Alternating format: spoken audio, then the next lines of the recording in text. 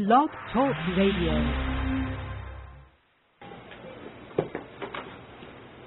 Attention all you rule breakers, you misfits and troublemakers, all you free spirits and pioneers, all you visionaries and nonconformists. Everything the establishment has told you is wrong with you is actually what's right.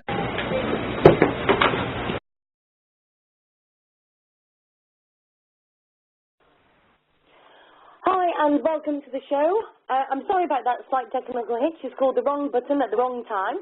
Hope everybody's all okay, and I'd like to welcome everybody to the Hey Mr. Government Globally, where I can honestly promise you a fantastic, awakening and very eye-opening show.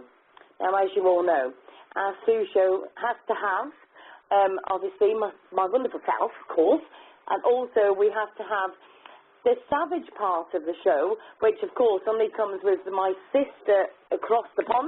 Cathy, welcome to the show. How are you doing? I'm absolutely wonderful, my sister across the pond. And, yes, I'm a savage today. Got my blood pressure pills and bottles of water ready to get this party started. Oh, yeah. Well, I'm going to give you the privilege of announcing our wonderful guest for today. Well, we do have someone very special that's coming on the show today, and it's a man that I've been following on Facebook for quite some time. He's, in my opinion, and now he and I have never spoken, so today having him on the show will be the first time. But to me, he is an American hero. He's part of a dying breed, and there aren't many people, there aren't many men left like our guest today, Ron Hinton. Ron has never married. He has no children. He is a former Marine, and he is a veteran that we should all salute, take our hats off to, and actually get on our knees and thank him for what he does, not only what he did in the Marines, but what he continues to do today to give him the reputation as the Oceanside Gangbuster. And if no one's never heard of Ron Hinton, all you have to do is Google Oceanside Gangbuster. And you will come up with more videos, more YouTubes, more articles, more fascinating things about this man than you can, I mean, it would take you days and days and days to read about. Now, while we have him on the show today, I'll be sharing links that Ron has shared with me. I have archived videos that Ron, I'm going to let him tell you what he does. I'm not going to take away his glory because I am sitting on pins and needles with bated breath, ready to hear his story. Ron Hinton, are you on the air with Sue and I right now? Yes, I am. Hello. Let's get this started. I feel like I need a trumpet going.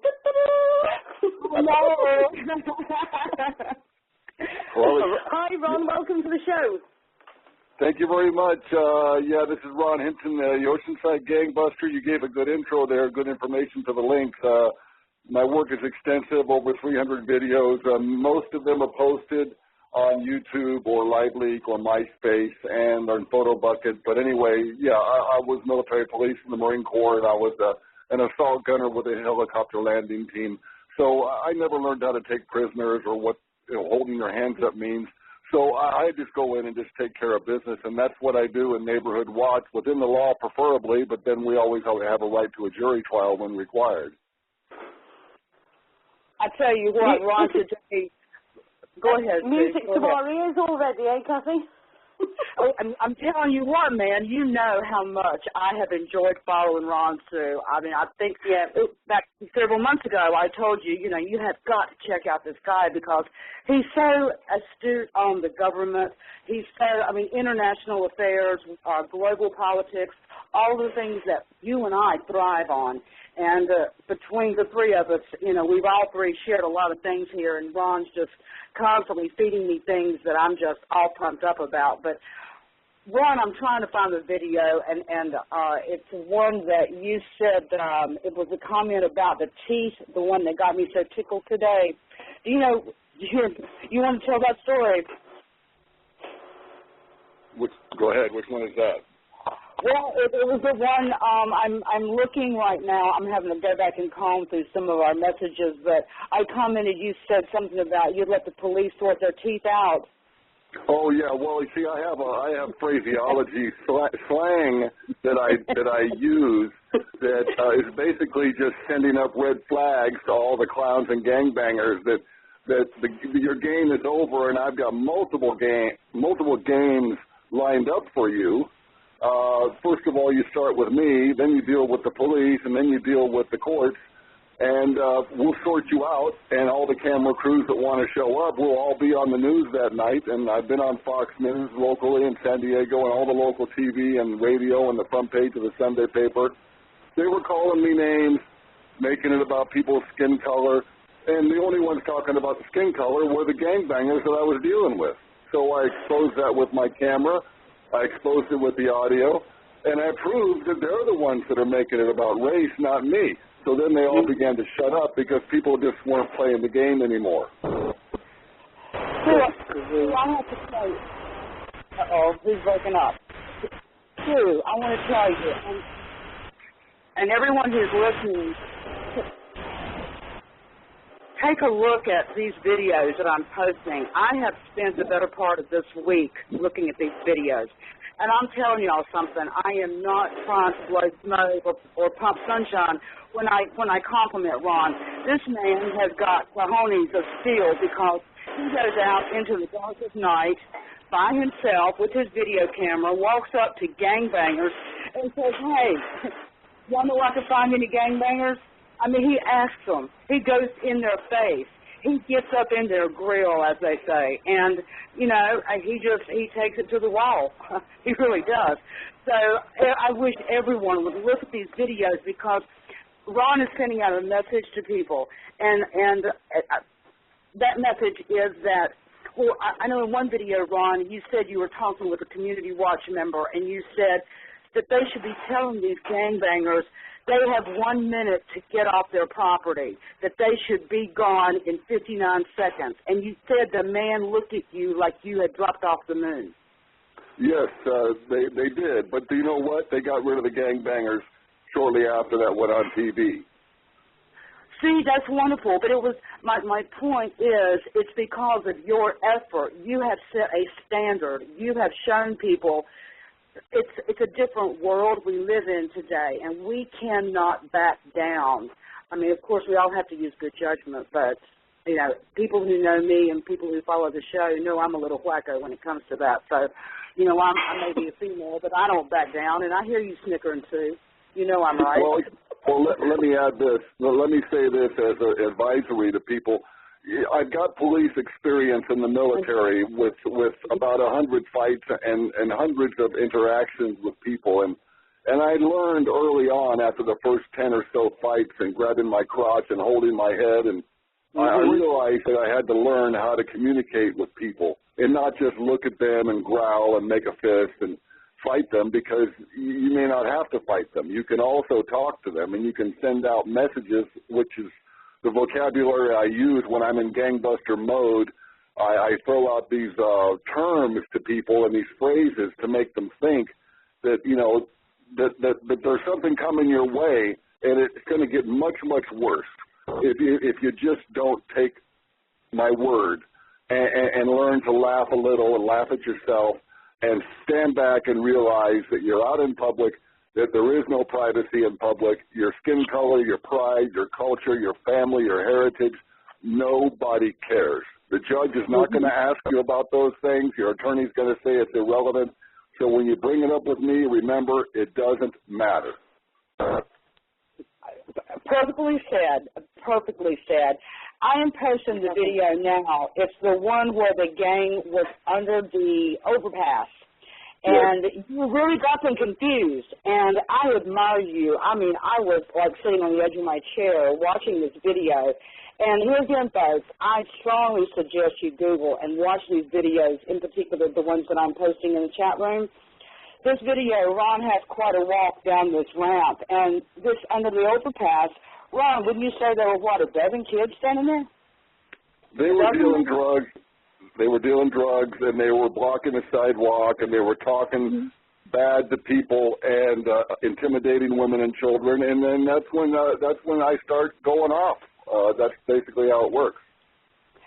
But you got them so confused. You really knocked them off their little platform with conversation, and that's what I'm talking about, where you are, you're bringing this to the forefront and you're setting a standard. It does no one. Now, when I talk about, I get a little wacko, I would never in a million years think of doing what you do because I know I can't.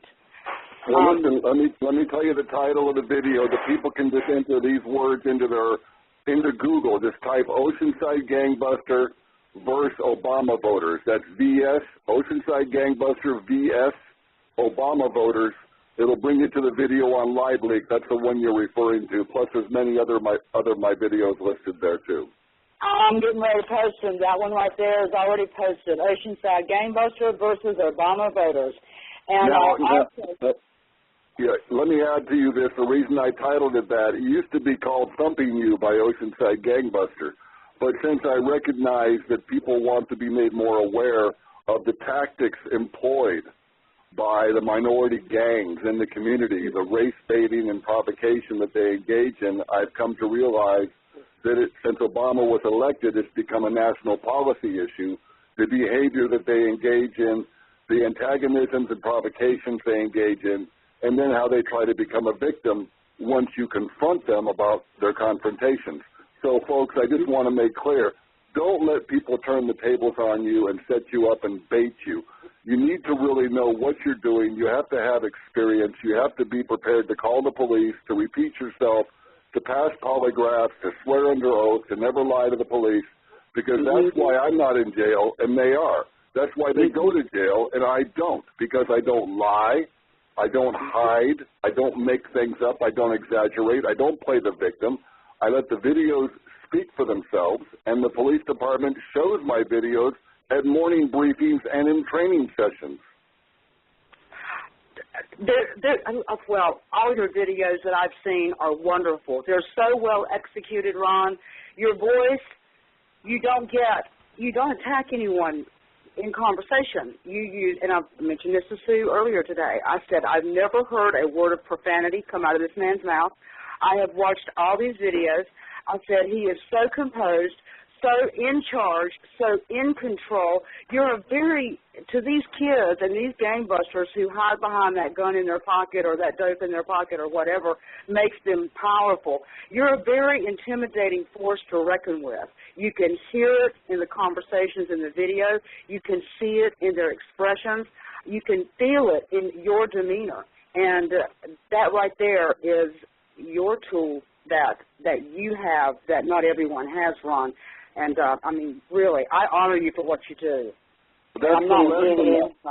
Thank you, but I want to make clear to folks that they want to understand how I do it. It's because of just experience and learning the hard way, and never let people stand too close to you. Don't let them stand so close that you can't hit them first when they jump you. So you need to be willing to fight. You need to be willing to defend yourself. You need to know how to defend yourself, and you need to know how to use reasonable force and then have it on video and be prepared to have it shown in court, which my videos are actually used in a courtroom. They set up the projector and they've shown my videos to juries. So when I do my work, first of all, you have to have some experience or training. Secondly, you need to bear scrutiny. You need to have judges and attorneys and the media and everybody look at your work, and you got to come out without your butt on fire. So you need to learn how to get things done and not get yourself in trouble. And it does take experience, and I suggest people take a look at the videos and realize that I'm not just winging it. I'm not just making stuff up as I go. I've got a lot of experience at what I do, and it's not accidental that I'm able to do it.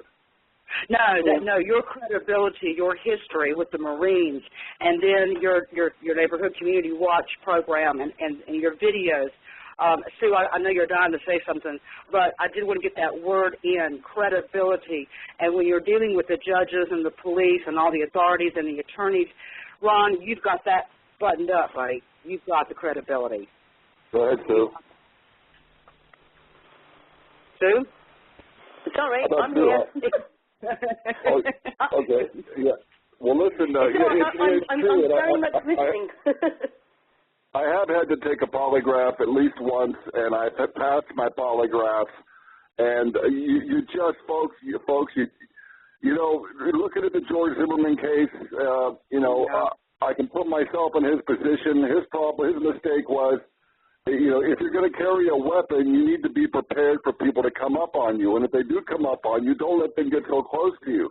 You got to have your hands out. You got to be in a proper stance to duck a blow, to pin somebody down. If you're going to carry a weapon, you need to be able to retain the weapon.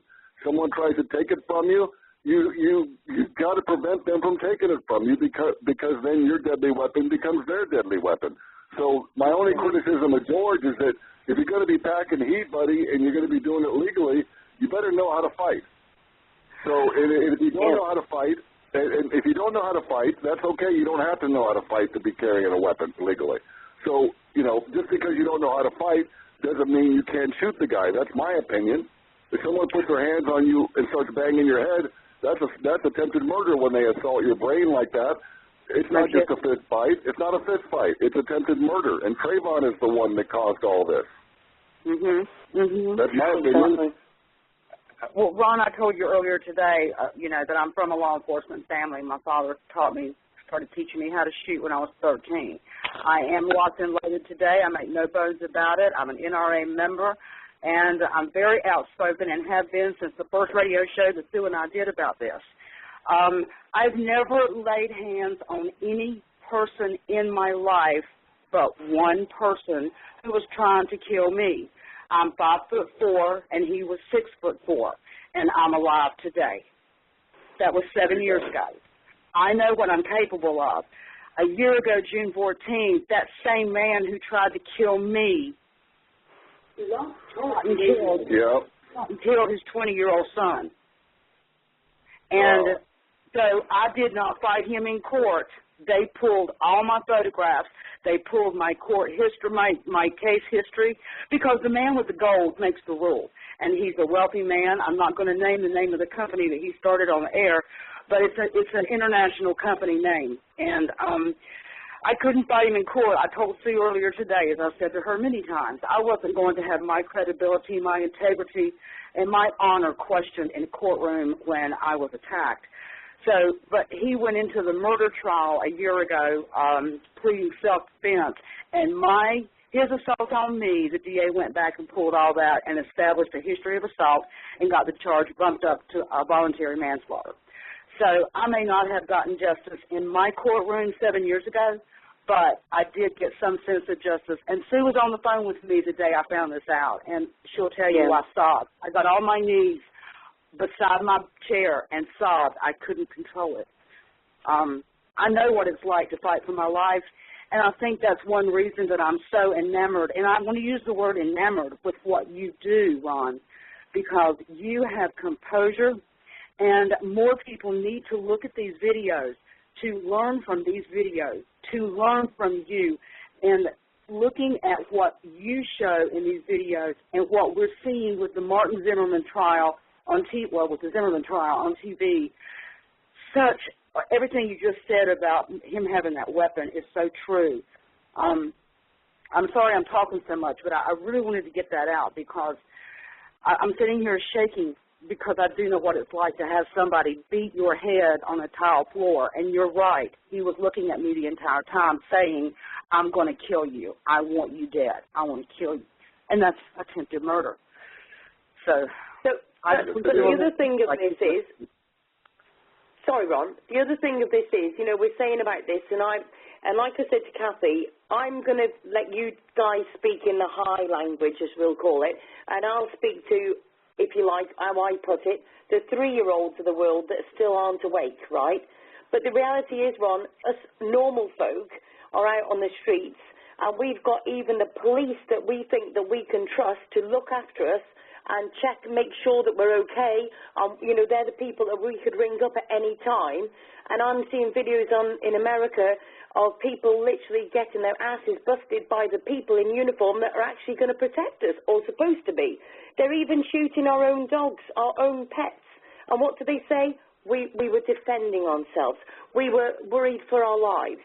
You're in a bloody uniform. Why can you not look after yourselves when you are given the right to have law behind you and have a uniform, but you can still smack the hell out of innocent people and just walk away saying, well, they did look at me wrong. Excuse me? You know, I've got a lot. People that have known my work and any police department I've dealt with can tell you I've done a lot of videos on a lot of training of police officers, and all I can say is that a person who carries a weapon and wears a badge has a much higher responsibility for their conduct and ability to remain controlled and to not draw their weapon unnecessarily. You're right. You know, in military police, we couldn't really shoot guys unless they were, like, attacking us with guns. We had to take off our gun belt, hand it to our partner, and then duke it out with the guy, because to shoot him would be destroying government property. So you basically have to fight people instead of shoot them. In civilian life, and from my point of view, you hear about an officer, 3 officers, and shoot a guy 40 times, reload, shoot him 40 more times, and then go on TV and say they were afraid. Well, if you're that afraid, you shouldn't be wearing a badge or carrying a gun. Exactly. You have no business carrying a gun if you're that afraid, because you're more of a threat than the people you're dealing with. Yep. Ron, exactly. Ron, I don't know how many of our you probably never caught a show that Sue and I have done, but Sue and I have I can speak for myself only. I'm pretty hard nosed on the cops that she's talking about, and yes, I respect LE. I'm from LE family, but the world has changed, and so much of our police has now become militarized, and they have this gung-ho attitude. And just like when the Boston bombings happened, we watched SWAT teams go down streets, pulling people out of their homes, no warrants, no provocation, nothing. They were pulling people out of their homes one by one, separating them so they couldn't talk. Now, I understand that was an extenuating circumstance, but what we're talking about here, too, are the police.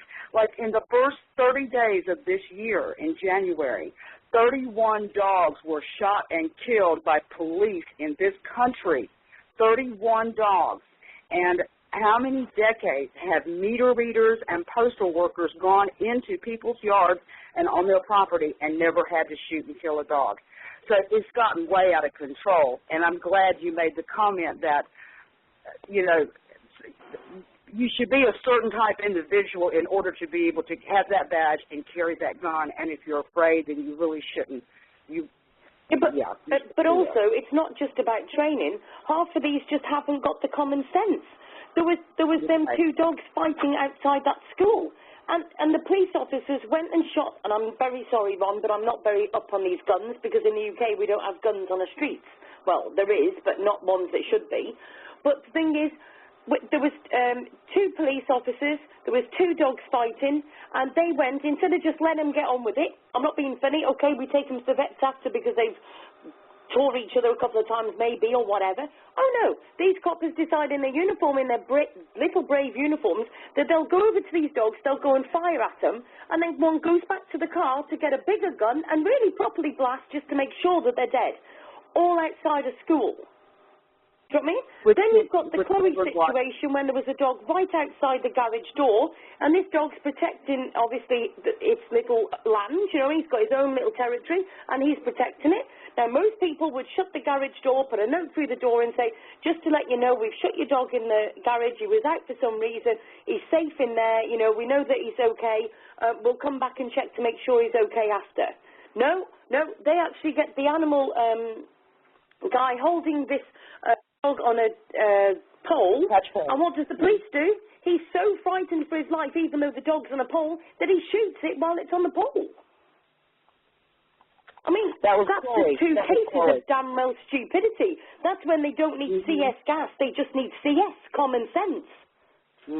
It's sad, and you make an excellent point, and I've encountered a lot of that in the media, and I've had police officers act up with me. I've gotten police officers fired, demoted, promoted, reprimanded. I get them rank taken away, and I get the rank added dependent upon their conduct and their performance and their attitude and their intentions. And when they show up, and I had this phrase that maybe I coined or heard it in a movie as a kid, but the phrase I used on San Diego Police Department one time that they quoted me in courtroom one time. They said that the first thing Ron Hinton said to us is that we tend to show up with all the answers and we don't even know the question. And their own detective went on the stand and quoted me. He said the one good thing Mr. Hinton told us is that we show up with all the answers and we don't even know the question.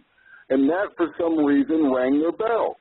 And everything changed after that. And they stopped showing up with an attitude. They stopped dropping out of the sky like Jesus Christ himself, telling me all about my life and what I'm really thinking, because you can't do that. You're not God. You're just a civil servant with a badge and a gun, and you're supposed to be a professional. So don't try to read my mind, tell me my thoughts, and then try to portray me as causing the problem, because I'm the one that called you and I'm the only white guy in the room. I played the game before. I don't play it very well. Keep your race cards to yourself and do your job, or you're done. Yep. Bravo. Yes. Bravo. Bravo. Definitely.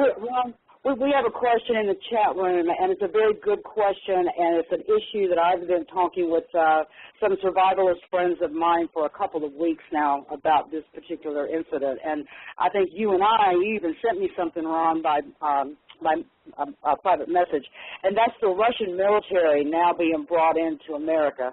What are your views on that?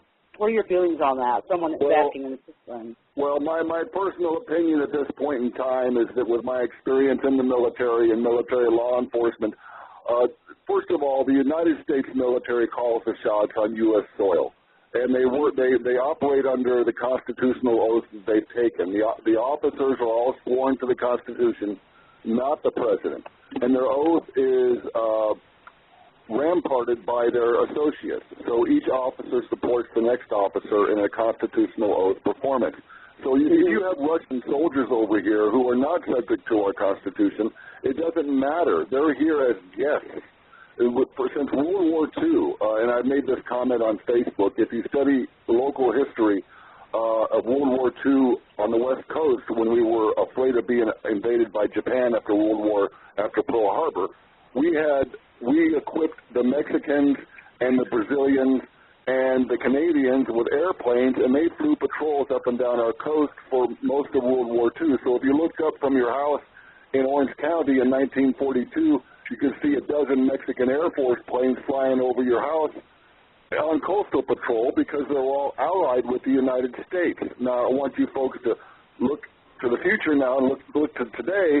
If you see a dozen Russian planes flying over your house, they could well be here for training, because in wartime we're actually more allied with the Russians than not allied with the Russians in police-keeping actions. So if you have Germans flying over your head or the Japanese flying over your head, they're here for training purposes. And the reason they're here is to cooperate and coordinate under U.S. supervision, under the Constitution. So I tend to believe, having had the experience of being in that position, that it's not so much of a threat as we might believe, because, like I said, we have a constitutional military that's well managed and not answering to any foreign entities, and that's my point, is that we are protected, folks. Thank you for that. That was an excellent response. Let me ask you a question. This comes from me. What are your thoughts on Dawn Blitz? You know, all the different countries in this military positioning and disaster response corps training, et cetera, et cetera. You're familiar, I know, with what we're talking about, right? You and I shared a video. Give me a good example of what you mean. Give me a specific question. Okay. What is it out there in California? Is it Camp Pendleton? Is that right? Yes, Camp Pendleton, Marine Corps base, yeah. Right. Okay. Weren't there several different countries coming on shore in the past 30 days for this military training? It's called Dawn Blitz, B-L-I-T-Z. Well, Camp Pendleton borders the ocean. If you folks will Google Camp Pendleton, California, you'll see that it butts up against the Pacific Ocean, and there is a landing base there for amphibious operations. So, yes, they would use that facility for their training purposes. Okay, I just wasn't familiar with who all was involved in that. I can't help but get a little nervous when all these military maneuvers start happening. I mean, in my lifetime, Ron, I've never seen the country in the situation it is today. And as you and everyone knows... Well, let me remind you this. There has always been international military training going on in Camp Pendleton to one degree or the other. And just because we have videos and cameras and underground media where everybody can post everything, it doesn't mean that it's becoming more prevalent necessarily. It just means that it's getting a lot more attention and exposure. That's my general opinion. But the focus of it is due to...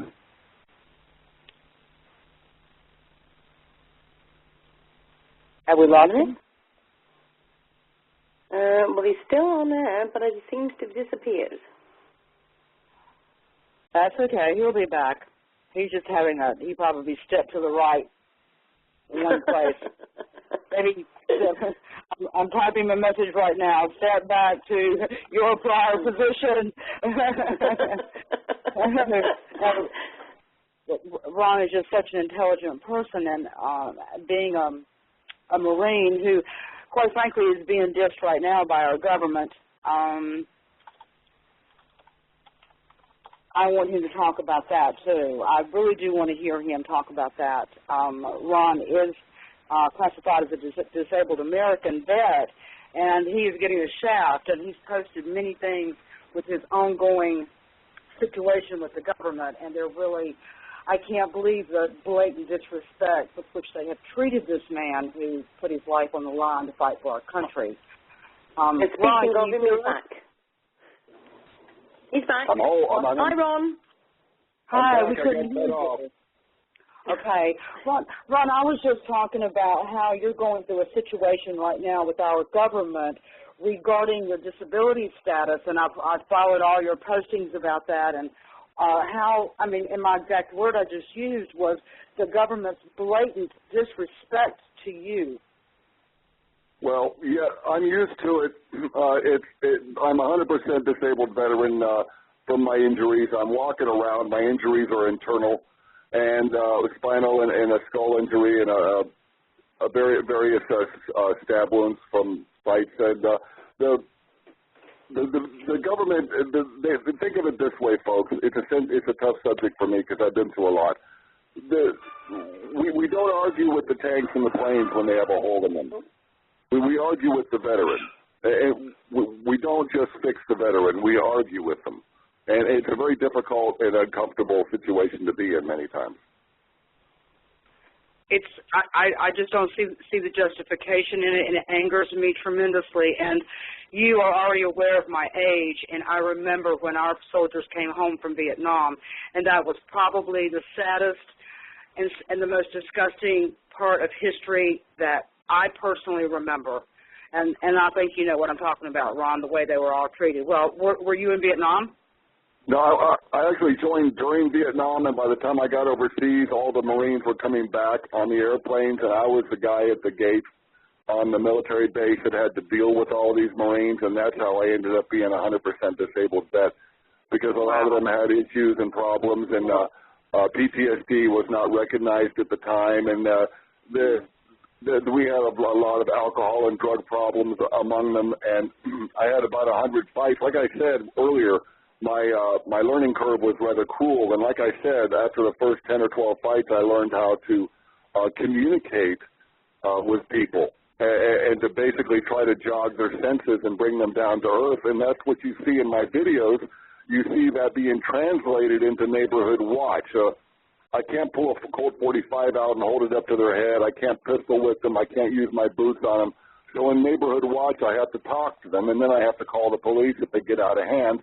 And at the same time, I need to be ready to defend myself and then appear in court if necessary with my video playing in front of 12 jurors. So I've got to be very conscious of everything I do. Otherwise, I would have been shut down a long time ago. I have thought about watching all your videos. That thought, that very fact rings so clear to me from the beginning. You're quite an imposing man as far as stature goes. How tall are you, Ron? I'm 6'4", and I weighed about 270 pounds while making those videos. I'm down to about 248 now, so I'm only large now. I'm not huge. Well, let me tell you something.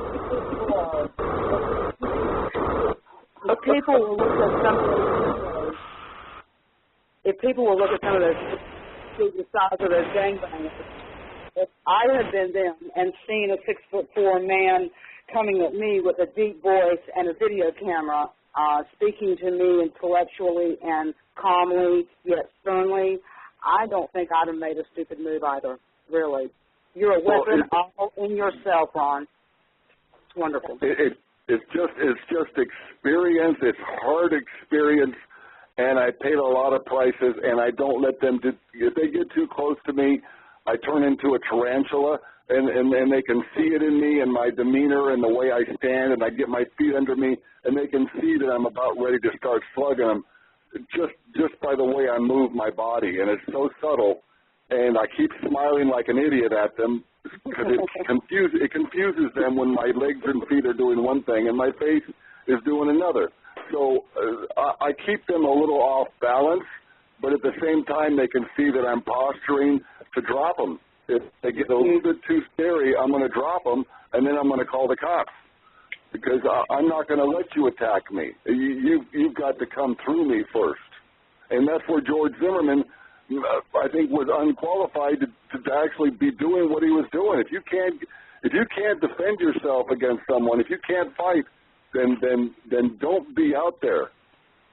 Yes, that's true. Absolutely. Absolutely. And here again, you know, what I just shared with you a moment ago, would I ever want to go through that again in my life? Oh, hell no. Pardon my language, but oh, no. I don't ever want to have one-on-one, mano-a-mano with anybody because, you know, I've sat and watched the Zimmerman trial, and while what I went through is very memorable to me, even after 7 years, I still remember so much because I have PTSD, and I still have nightmares, and I think about this, but I'm still, after 7 years, I will never be clear on every single move that was made. And, you know, I look at this trial and I just think to myself, the maneuvering that's done by the attorneys and that judge and the politicians that are, and I'm not going to say anything other than the word politicians, but I think everybody knows what I'm talking about, from D.C., the comments that were made, this, you know, I'm really anxious to see how that trial plays out. But everything you said about Zimmerman, you're spot on because that poor fella, I swear. And I have to say he's maintained his composure in that courtroom. What do you think about his composure in the courtroom, Ron? He's doing a lot better than I would do. I've been in courtrooms. I've had to face juries. I've faced charges. I've had 5 court cases. I'm 2-2-1. 2 of them I prevailed because they deserved it. 2 of them I lost because they merely asked for it. And the 5th one was declared a tie, a mutual combat. So I took polygraphs. I went to court. I just say, look, you know, I'm not going to take it. I'm going to go walk around anywhere I want, and then if I have to go to court, I'm going to try to sit there in a nice suit and look as normal and sane and poised as I can possibly be, because you've got a jury staring at you for 8 or 9 hours a day, and it's not easy, folks. You got to be straightforward. You can't be hiding. You can't hide from a jury. I got news for you. Exactly. Transparent. And they make it all. They want to make it about skin color and his thoughts. You know what? For a prosecutor to get up there and talk about the thoughts, the cartoonist thoughts that they ascribe to Zimmerman, that he's going out to shoot black people. I mean, what is this? Saturday morning cartoons? And, you know, is that the Frito Bandito out shooting people carrying groceries home? No. It's not that at all. Trayvon was stalking the place, and then Trayvon stalked him and didn't know he had a gun and thought he could kick his butt and get away with it, and he was wrong. He got killed for it. Yeah. That's my opinion. Now, I just want to say, You can't Sorry, go around just want to say to punching people in the anybody, if face. anybody wants to ring in and ask Ron a question or, want to bring a topic forward, by all means give us a call in, 347-327-9694. That's 347-327-9694. Sorry, carry on. Well, when you have to go to court, folks, you have to be willing to answer to the music. And in my opinion, they don't have a case. That's why he was never originally charged until Obama came in and said it looked like his son. I think it's a travesty. He should have never been charged. It's not a crime to park your car and get out and walk around. It's not a crime to carry a weapon in Florida. It's not a crime to shoot someone who's banging their head on the concrete. If it was about the facts alone, it would be a pretty dull story for the liberal media because they wouldn't have anything good to say about their side of the course. So they have to make up all of these other issues that have nothing to do with the facts of the case. It's not illegal to defend yourself. It's not illegal to walk around. You're exactly right. That's exactly right. Well, they want to make it illegal. That's the point. They want to make it illegal to defend yourself against black thugs. That's what this is about. You can't be shooting the black guy who's banging their head on the concrete, but we're going to charge you with a crime. Yeah. Let me tell you, I have a name for my Glock 40, and it's Princess. And the next sucker that wants to lay a hand on me will see the business end of Princess, because I'm not ever going to go through that again in my life, God willing. I'm not. Well, you know what? In this argument that people have, and I noticed one of the comments on your chat site right now that Zimmerman was told to stand down. No, Zimmerman was told to not follow him, and Zimmerman was looking for a street sign to meet the police at. Innocent people, perpetrators, and murderers don't go to the street corner to meet the police that he just called.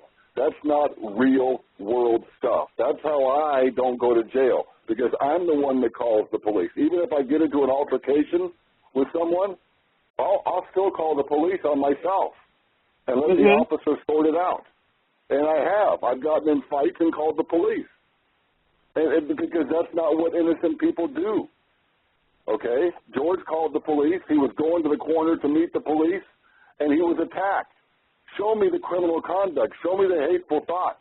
I don't see thoughts. I see actions, and his actions do not indicate those of a guilty man.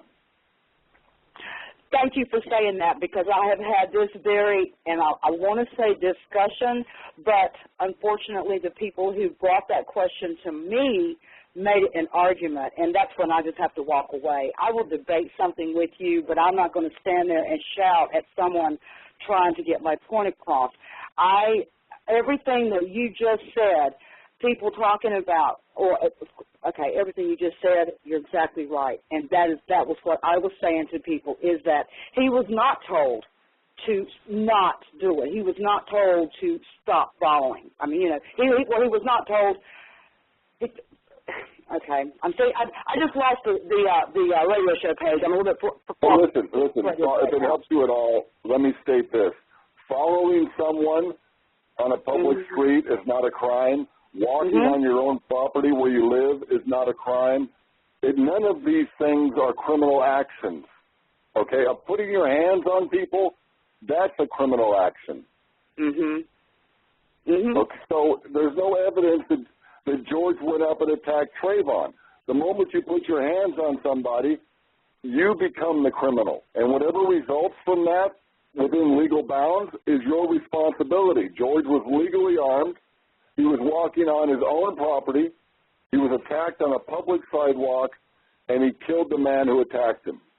So it has to be about everything else, because they can't win the case on the facts.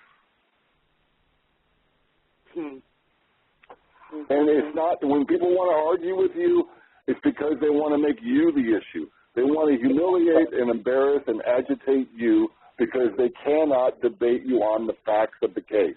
The first person to attack is the responsible party. I know from experience that you can take actions in response to that in every single state of this union, and it has never been illegal to fight back in this country. You just used a key word, you can debate an issue, and that is exactly my stand.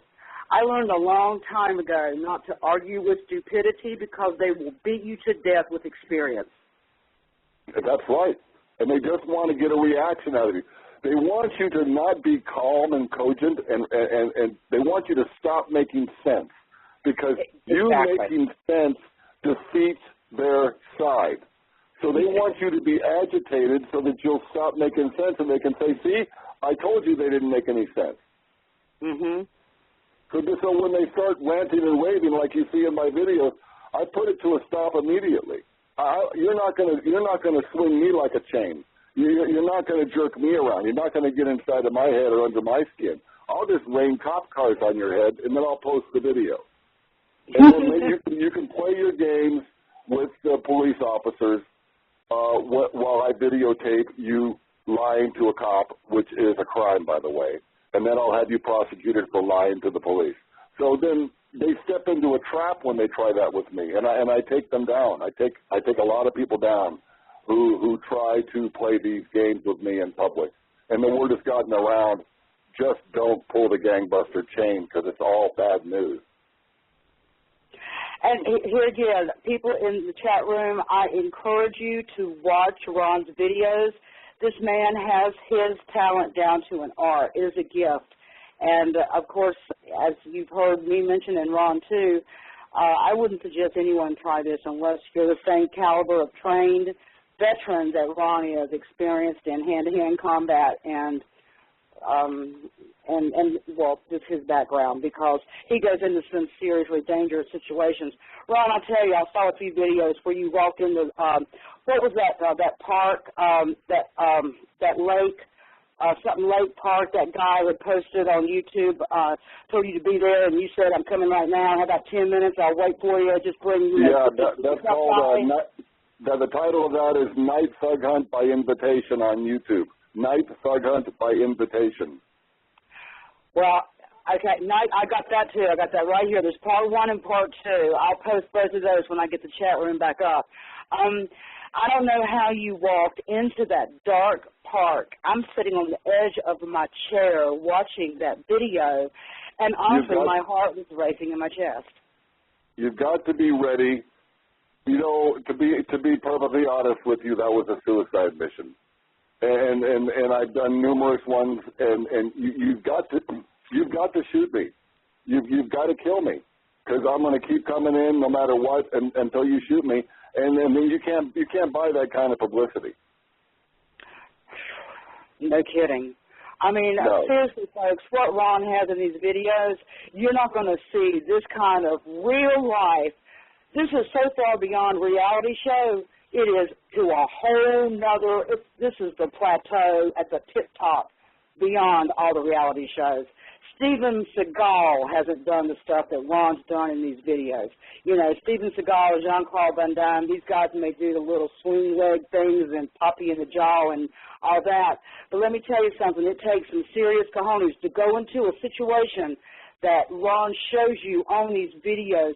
And if there's not if anyone does not think that Ron Hinton is worthy of the utmost respect, you bring it to me. Bring it to me. Write me and tell me that, because I'll tell you how wrong you are. Well, if it helps you feel any better, I had 1 million views on my first YouTube site and over 1,000 subscribers, and YouTube shut me down because they said my videos were hateful and racist.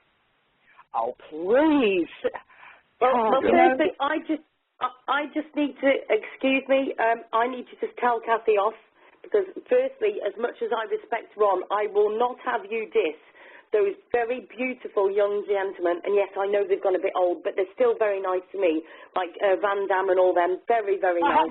But Ron, you know, if you've seen Cathy's wall, Ron, you'll know that we always send each other very nice people, and I'm saying the shirtless kind.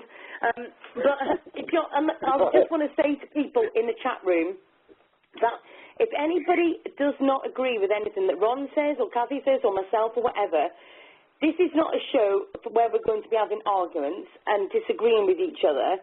But if you've got some thoughts that you want to put forward, we are not here to be attacking each other. this is where we are having a debate, which we will talk about things. It's not for anybody to knock everybody. Everybody's got their own thoughts and their own ways, and maybe you've seen something that's happened outside in your world. Get in touch with us. Give us a call and come and talk to us. You know, at the end of the day, this is not for, you know, this is not where we're going to have a go at each other.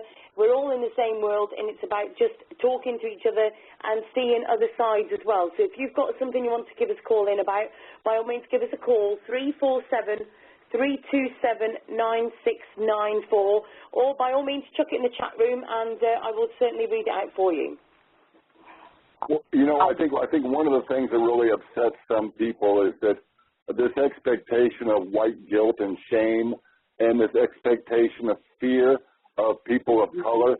And I don't understand what purpose that serves except to put more people of color in jail, because you can't even block a public sidewalk without engaging in criminal actions under the penal code. You cannot interfere with pedestrian traffic.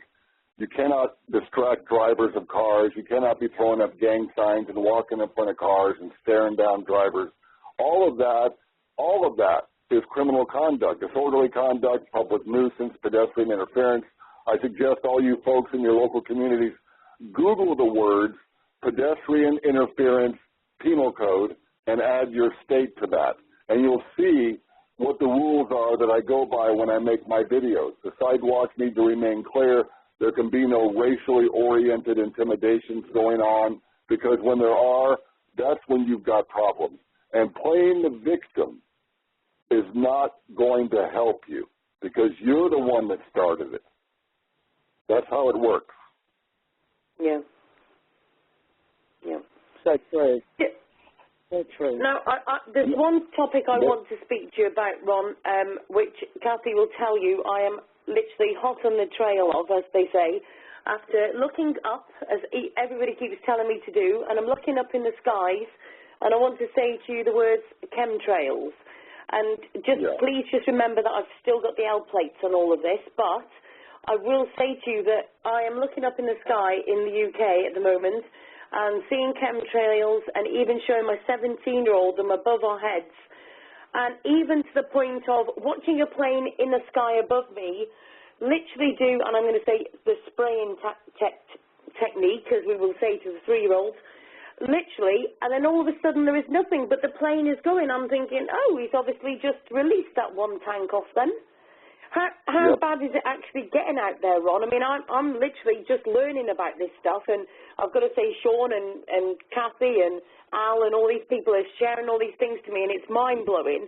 And even to the point the other day while I'm driving along, I didn't know it was in the sky, and I'm pretty well certain that I actually saw a drone in the sky, but unfortunately my camera was a load of beep, and I couldn't actually record it or take a photograph of it to prove it, but I looked at the pictures after, and I'm almost certain that this was the case. Can you tell people about this and what you found and what you believe?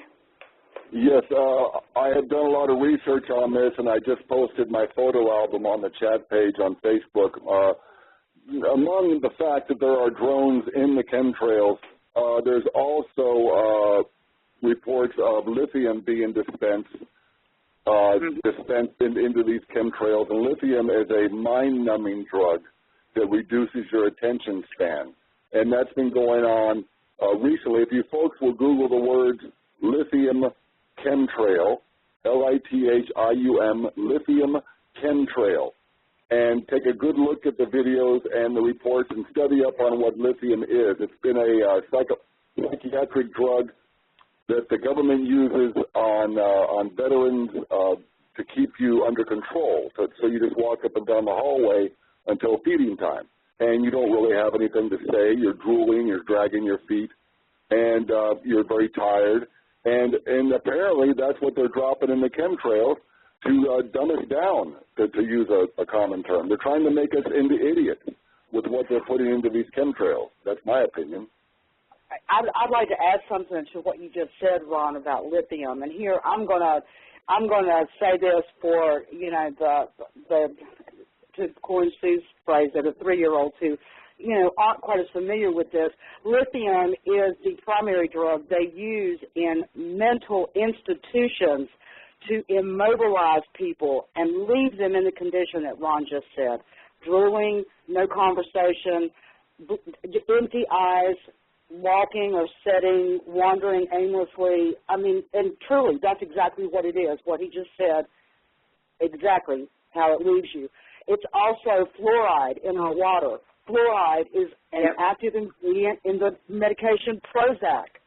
Fluoride has been used to dumb down the American public for decades. Yeah. So now they're just giving us a double whammy. And I have an article, and I'm still waiting for this doggone chat room to reload. I don't know what's wrong with Blog Talk Radio right now, but I have a link, and it is the whistleblower, Snowden, the 29-year-old that left America and, sought asylum in other countries. He's actually come out and released all the government's information about the chemtrails. Have you seen that, Ron? Yes, I have, and I've seen multiple reports. Like I said, I have under my photo album I just posted. There's a lot of articles posted under the photos of the chemtrail photos on Facebook. I've done a lot of research, and I would suggest people click on each individual photo for various useful links on the issue, and feel free to update them with replies. Folks, I just want to tell you, you don't have to do drugs anymore. The government will do drugs to you. Amen. You don't have to do drugs. They're doing all kinds of illegal drugs to you every day, and I don't know what we can do about it. I called ABC News in San Diego 2 weeks ago. I said, what about these chemtrails? And the sky was filled with them at the time, and the lady at ABC News says, we don't know anything about it. And I said to her, well, will you aim your camera at the sky for 5 seconds? And she hung up on me. They won't even aim the camera up at the sky when the sky is full of chemtrails. Yeah. I think what we need to do... Why wouldn't you do that? Exactly. Maybe it's time that we bombarded the old media Facebook pages and just have one day when we'll literally set up an event, and we'll have one day when everybody just shares chemtrail pictures to the media pages. We certainly need to report from the media. It's a wonderful idea. They won't report it. I've sent many chemtrail photos in. They will not report the chemtrails, and they act very strange, like you're not speaking plain English. They'll say, like, what? What did you say? And you could have said, hello, good morning. You don't expect someone to say what? But when you say chemtrails, they go, what? They go, what? What did you say? They act like they don't understand what you're saying to them. People aren't that stupid. Do you know why that is, Ron? Because to work for the media, you'd have to have a chemtrail straight over the top of the building, wouldn't you? Because that must be how they control them. You're right. You're right. They know what's going on. They won't report it. But they act like they know everything until you mention chemtrails, and now they don't understand you. Yeah. I've seen it happen many times.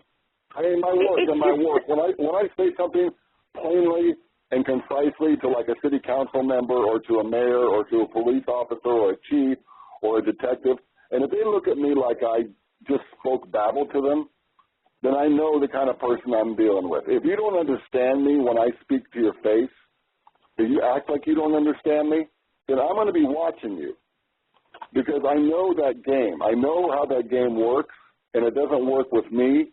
It actually ruins a person's credibility when they try to play that head game. And liberals do that a lot of the time. You talk about facts in the Zimmerman case. You talk about facts in the gang problems you have. You talk about facts of the racial overtones, of the gang activity. And people say, what are you talking about? And you look back at them, and they're like waiting for you to continue on, so to speak, to continue explaining yourself.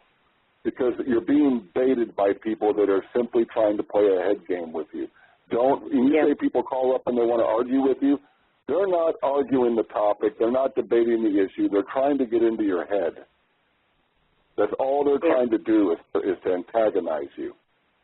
Yeah. So don't fall for it. But do you know what, Ron? I mean, me and Cathy are always backing each other up on things because, and I started this thing where I say, the ones that are asleep, as we call it, are 3-year-olds. And me and Cathy have got this thing now. I said, yeah, but Cathy, don't worry about it. They're just 3. And the thing is, the only way to show these people is pictures, because 3-year-olds do not understand writing. And the thing is, of course, you know, we've got this thing, well, why would my government do such a thing? And how do they get away with it? And how, you know, and all this. But the thing is, how long has this actually been going on for, Ron? How far back can we actually know that these chemtrails have been going on for? You know, I began to see chemtrails about 15 years ago myself, and now it's become so blatant. If you click on the photos I just posted on your chat page, it's just amazing. They will fill the sky with chemtrails, just literally crisscross it like a tic-tac-toe board. And people don't wonder why. I called Camp Pendleton. I asked them about it. They said they don't know anything about it. I called the airport. They don't know anything about it. I called the Pentagon. They don't know anything about it. Well, how come you don't know? How come I know more about it than you do, and I'm only looking up at the sky? And I've got an edge on you, and I'm only looking up at the sky? Ron, can I ask you a question? Have you heard about the new disease that has started to appear? I think it's Magellan's disease. It's the skin disease where... Yeah, Morgellon. Morgellon. Okay, thank you. I didn't have it in front of me. I have an article here about it I'm trying to pull up. I'm having a problem with the secret of the Fed. All these articles that I'm trying to pull up, they took down the article about Snowden. That link I just shared is no longer available. That's taken off Secrets of the Fed. I'm just trying to share one now, the Great American Genocide. That one has apparently been taken down off Secrets of the Fed. And I'm also trying to share the one about the mysterious skin. Scientists are stumped from chemtrails. That article's been taken off of Secrets of the Fed. And, Ron, I know you're a follower of that site, too. And for those articles to come off that on a question, I have to question a little bit. Not the site. I have to question why those things came down.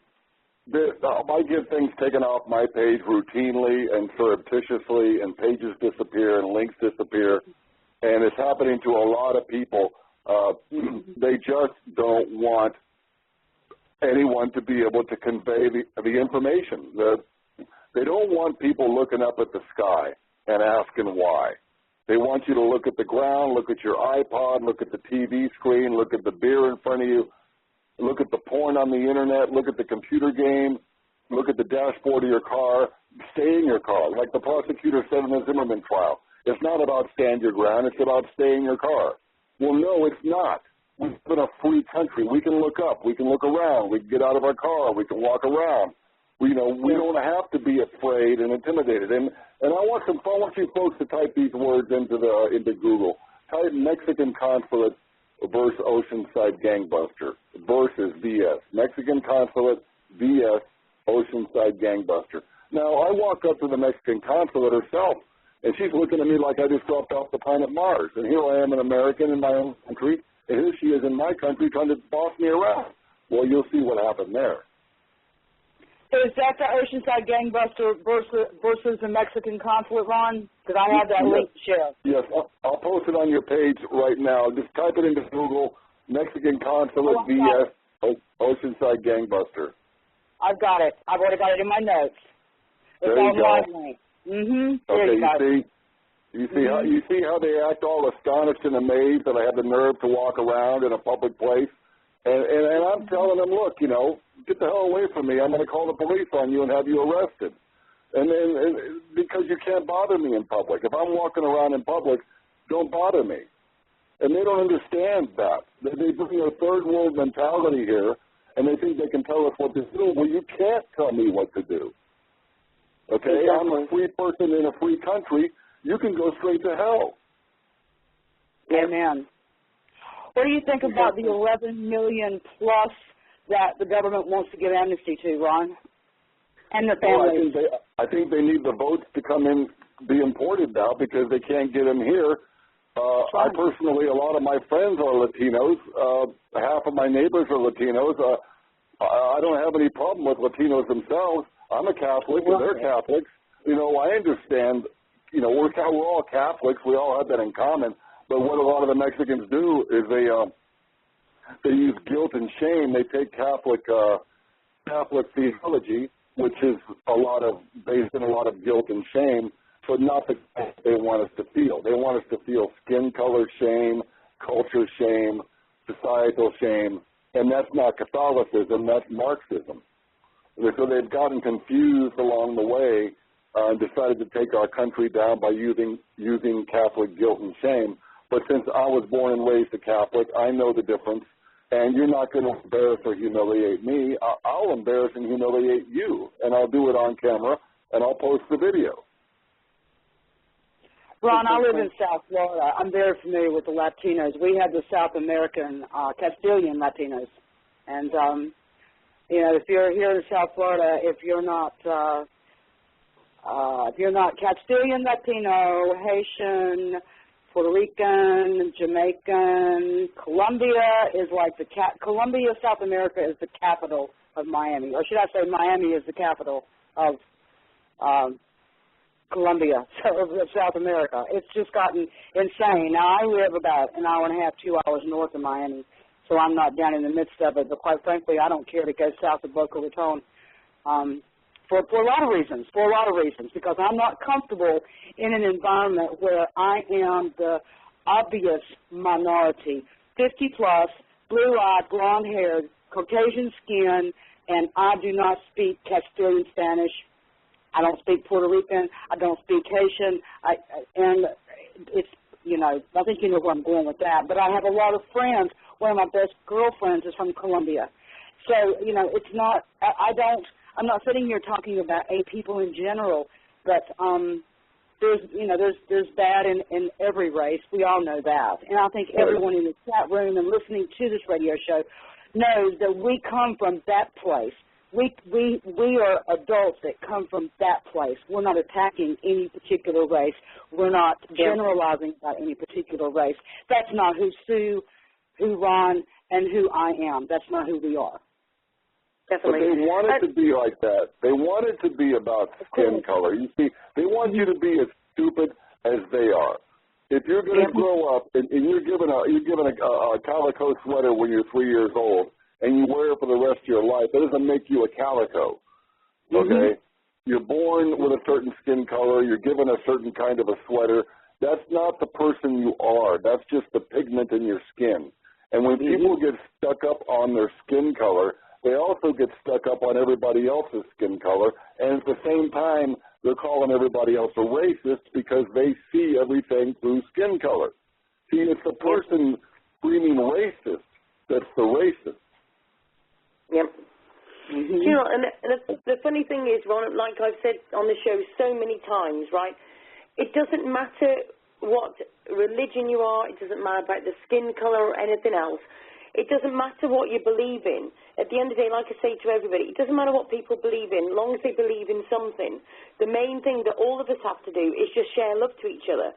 And I just want to say to people, the amount of times in the UK I've spoken to people, and they say to people, but the world's changed. And I said, okay, well, in what sense? Well, we don't talk to each other anymore. We've got all this technology. We don't share sugar off the neighbour anymore. Nobody goes to everybody's house anymore and all this thing. And then they talk about the fact that there's all these different diseases and stuff and everything. Isn't this just a little bit coincidental after all what we're talking about the fact that they're doing chemtrails and everything else? And we've got more people falling out over religion and everything. And plus, I just want to add to what you were saying about that as well, that me and Cathy were talking the other day, which we don't do very often, much, but, we were saying that in London, apparently, there is 300 languages just in London. I'm not being funny. I'm not dull or anything, but I'm thinking to myself, I didn't even realise there was 300 languages. They're probably not languages, they're probably tribal dialects. I speak a language of my own. Listen, just like they call Mexicans a race, Mexicans are not a race, they're an ethnic group. There's only 3 races on planet Earth, Asian, African, and Caucasian, and everybody's a mixture of those 3 to some degree or another. So they want to say 300 languages, they mean 300 accents. Okay, because everybody identifies with their skin color, their village, their tribe, their clan, their family, where they came from, which is what the third world is all about.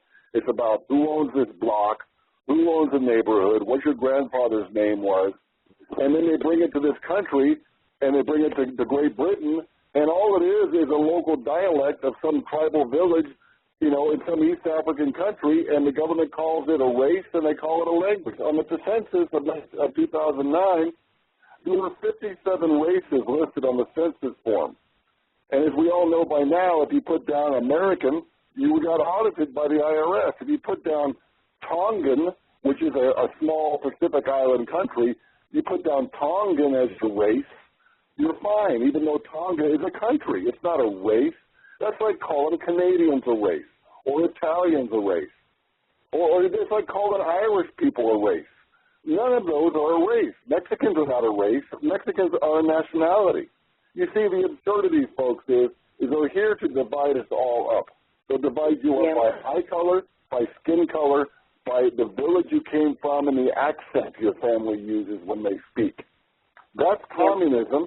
That's Saul Alinsky. That's how they intend to crack the melting pot. In a country where we are colorblind by law and constitution that all people are equal, what do you think the communists are going to do when you say we're all equal? They're going to say, no, we're not all equal, and you're a racist. You're a racist for saying that we're all equal. How crazy is it in our society when you are the racist for saying that we are all equal? Yeah. and how on earth can it be wrong for us to be whistleblowers in the sense of doing the right for our world by showing what's wrong? You know, but the thing is, people won't speak up, Ron, and it's like all these people on Facebook are, like, just for instance, I do shows, loads of shows about animal advocacy, and I'm going to bring that back into it. Everybody's saying, oh, we need to do spay and neutering, we need to make a difference with cruelty, and we all need to... The thing is, though, the reality of all of that is, all that the government needs to do is set a law up and say, right, you can't do this, you can't do that, and you're going to get something. Are they doing anything about it? Are they have? But here we are all trying to make a difference in the world. Well, these people that we're paying really good money for to do all these things are just ignoring it all. And this is where people need to realise that we are the 95% of the population. The governments are only 5%. Well, when are people going to realise? I'm not being funny. I don't class myself as totally awoken. I haven't been awake for very long, but I'm starting to realise that until us people start to wake up and speak up, and like you said, Ron, don't shout at each other, don't go chucking abuse at each other, just talk to each other and tell people, stand up for what you believe in. Don't just hide behind a Facebook or whatever. Say what you've got to say. And let's face it, Facebook's the biggest government survey that we've ever seen in our lives. We wouldn't answer half of the questions that we actually put on Facebook. God, well, that was a very big one. I don't know what part you want to answer all that, but... If Facebook could handle the debate, they wouldn't be deleting our pages and our links and blocking us for a month at a time. They don't want debate. They want control, okay? And when they're out trying to get control of you, they're calling it tolerance. When they're out telling you what you can and cannot believe or think, they call it diversity. And when you don't agree with what they're saying and they flip out on you, they call you insensitive. You see, none of it makes any sense. I want you folks to Google these words. Saul Alinsky jamming tactic. Saul Alinsky, S-A-U-L, Alinsky, A-L-I-N-S-K-Y, jamming tactic. Put it into Google and spend more than 5 minutes studying it. You'll understand what I already know, that when they call you names and when they start yelling and flapping their arms and screaming, it's because they can't win the debate and they have to destroy you now. Yeah. Mm-hmm. Mm-hmm. Me and Cathy know all about that. When you see people doing that, just position yourself for an attack. If they're in person, get ready to be attacked. And that's what you see in my videos, is that I'm talking and they start flipping out, and I send out these little verbal signals to them. You hear me making comments to them in the videos, because I'm letting them know that, you know, you're not going to push me around, you're not going to scare me. there's going to be consequences, real serious consequences, if you cannot simply discuss a matter or simply mind your own business in public. If you can't handle being in public, then go home. Yeah. Exactly. I just want to say to everybody in the chat room, you guys have been very quiet tonight. I can't believe it. You're either very severely listening and absolutely blown away by this marvellous guy, or you are literally ready to explode and want to say a lot. So if you've got something to say, either put it into the chat room and let me read it out, or by all means give us a call in 347-327-9694. And all of these links in the chat room, don't be worrying that you're going to miss it. All of these are going to be copied, and I'll put it onto my blog, and it'll be shared onto Facebook for you. All the show link, everything will be all on one place. Well, that's great. I wish we had more people to ask some questions. Perhaps they're clicking the links. I don't know, but I wish people could debate the issues and tell me where I'm wrong. Oh, I don't think anyone's going to challenge you there. I really don't. And that's one of the reasons, Ron, we wanted to have you on the show today. Yes. You come from a point of reference. You've done your research. And when Sue and I do these shows, we do our research beforehand. We get our links together. When we tell someone something that blows their hair back, we don't want them to walk away and say, wow, that was some crazy stuff that came out of their mouth today. We want to give them a link and post it in the chat room so they can read it and hopefully click on more links and educate themselves. We're just trying to open some eyes. Yeah. Well, listen, I'm going to go ahead and I'm going to let you guys go, and I'll be glad to come on again sometime soon. I hope you've enjoyed this, and I hope it's been informative. I have really enjoyed your interview, your input. I'm sitting here right now with just kind of wringing my little hands here. I'm just like a little kid that just opened a Christmas present. It's been a wonderful time having to just have an opportunity to listen to you, Ron. I hear you on the videos, but to be able to hear you answer questions and discuss situations and subjects that we've not broached yet, it's been a real pleasure. Thank you so much. Listen, and remember to listen to my radio interview. I was on Los Angeles radio. Type Oceanside Gangbuster radio interview into Google. And thank you so much, and hopefully I'll be on again soon, folks. Hope so, Ron. Thanks ever so much. Thank you. Cheers, have a good weekend. He's such a great guy. Such a great guy. And so much to offer with information. And, Sue, I'm telling you, I got really quiet there because I have gotten kicked out of this chat room probably 6 times. So sorry for my silence there at the end. But it's okay. It's fine. I'm not being funny, but Ron's one of them. He could literally run a show just by talking. He's just fascinating, and what a privilege is all I can say to everybody. You know, what an absolute privilege to have such a special guy on here because, brilliant, absolutely brilliant. I have followed him for so long now, and every day, every morning when I bring my coffee to the computer, one of the first things that I go look for is what is Ron posting, and he's kind enough to post so many things in my private message box, you know, just like he is yours now. And I just feel such a connection with someone as awake as he is, and that's why I sat here just so enthralled with the facts that he comes out with and the research that he's done. And I don't think there's a subject that we talk about that he has not already researched. I just wish we had a little more participation from the chat room. I mean, I know I've been offline a lot, but I'm surprised that more people didn't call in. But maybe, you know, Ron carried the show very well. He's a wonderful guest. Definitely. Yeah, I've just got to say, I'm not being funny, Cathy, but I'm not going to say totally that you guys could have rung in, blah, blah. But I don't know about anybody else, but I was just fascinated. He says things... all I'm going to say to people is, do you know what I mean? Cathy, me and you have took loads of crap, to be fair, on Facebook, and I'm going to say as it is. At the end of the day, I've got to say to everybody that Cathy and I and Sean and Al and all of us on Hey Mr. Government globally have shared that page so much. we have put links on there that we've looked into. This is not just that we see something and think, sod it, we'll chuck it on there. We've investigated stuff and everything because we need it to be the truth, okay? And people say to us, there's no way our government would do that, blah, blah, blah. Come on. If they are not doing it, then you prove their innocence. We're proving that they're guilty. If you've got something to prove, then, and you can prove us wrong, and you've got information, and you've got stuff on paper that you can show to us, then please get in touch.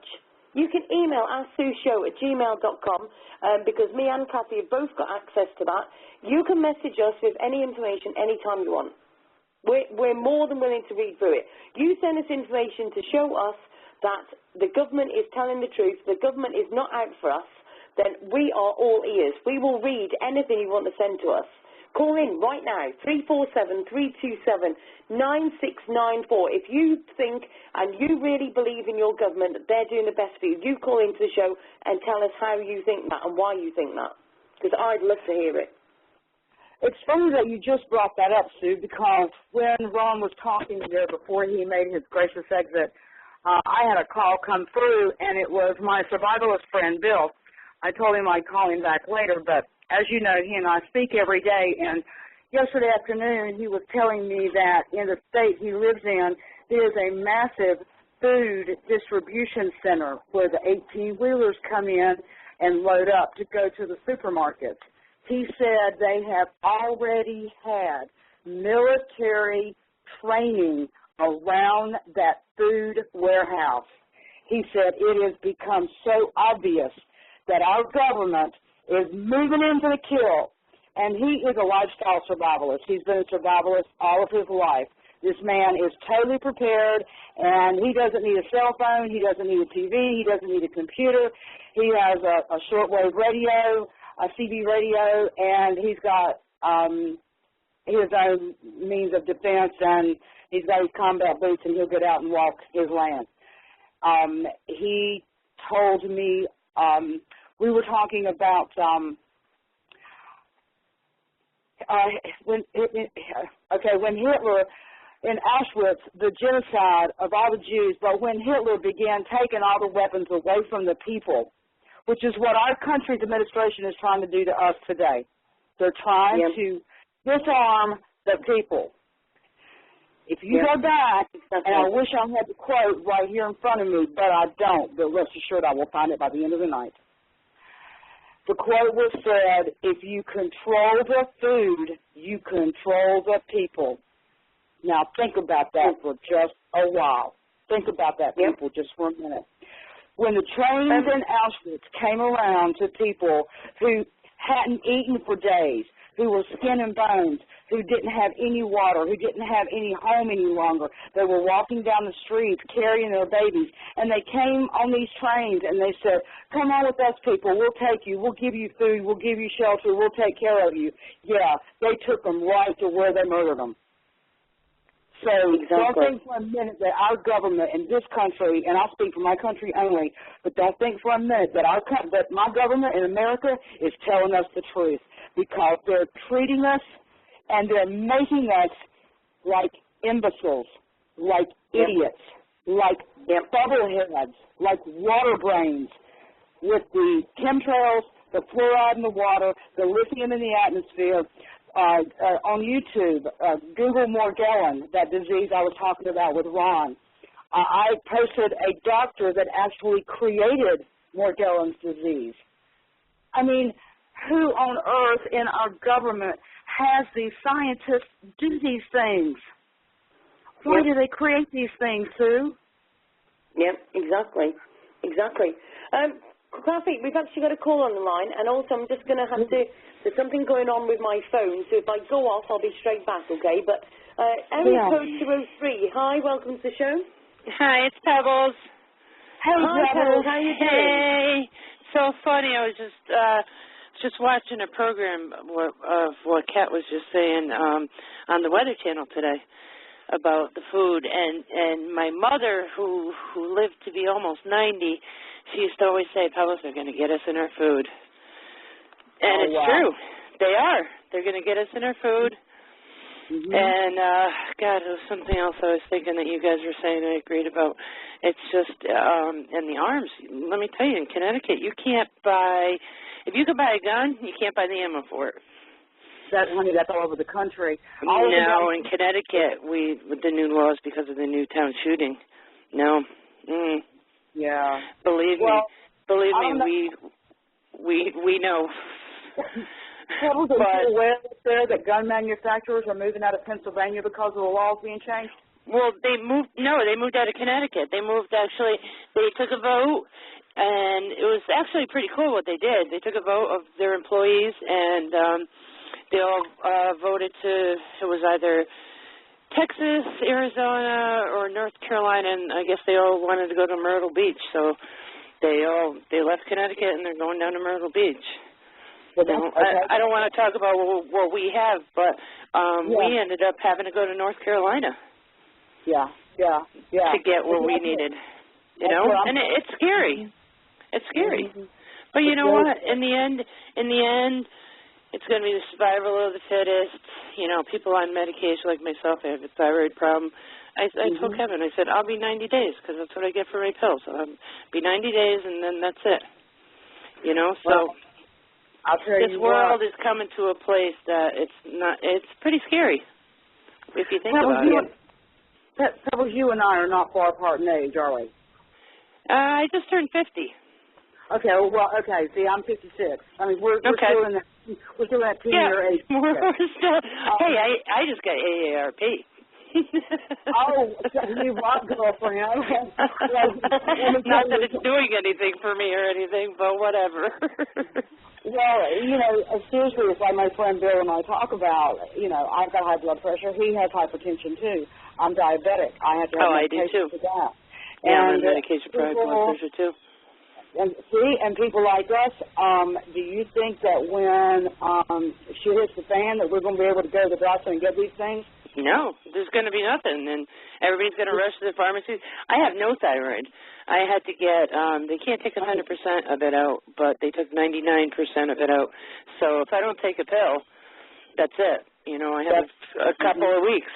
And like Kevin always says, we'll go storm the pharmacies. I said, yeah, that's where we'll be killed because that's where everybody's going to be. That's right. And here to the people in the chat room who are listening, this is the point that I want to drive home. I want to paint a scenario. And Pebbles and Sue, I think both of y'all will agree with me. Let's say one day hold on, let me back up. This was the other thing Bill told me yesterday. And somebody, I'm pacing the floor now, so you know I'm getting hyper here.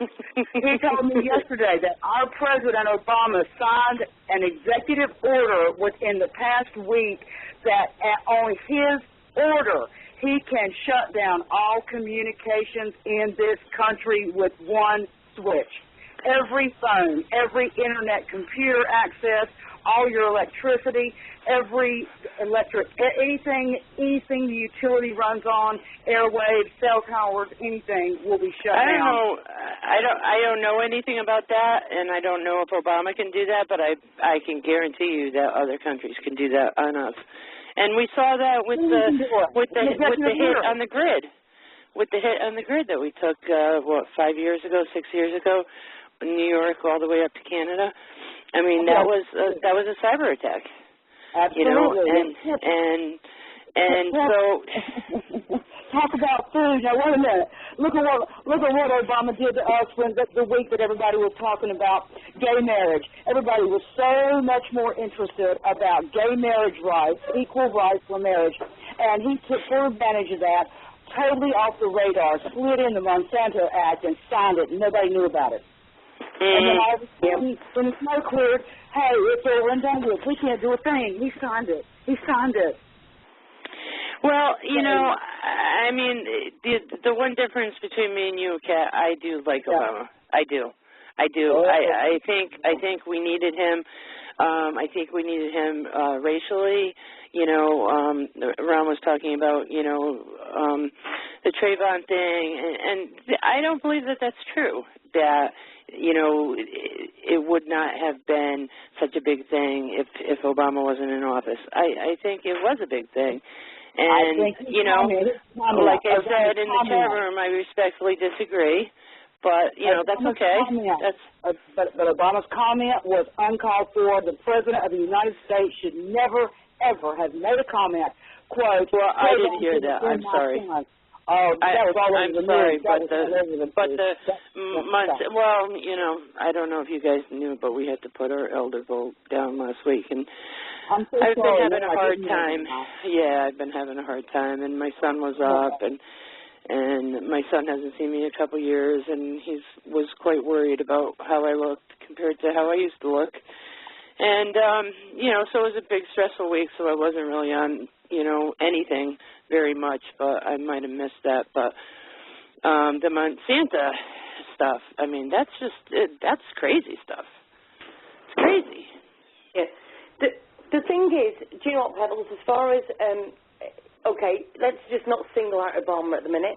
Let's just talk about the whole thing. There is so much deception behind the scenes of so many different things.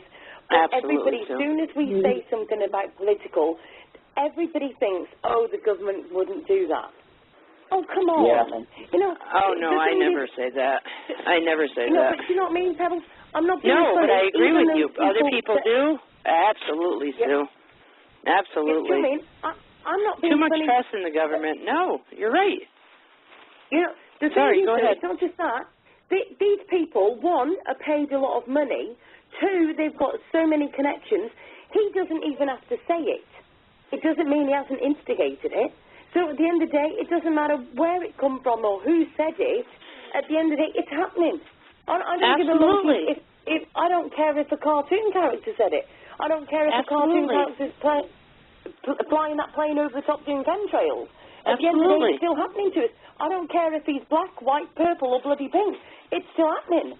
When are those people going to stop having this political banging each other against the wall, saying, oh, but he wouldn't do this and he wouldn't do that?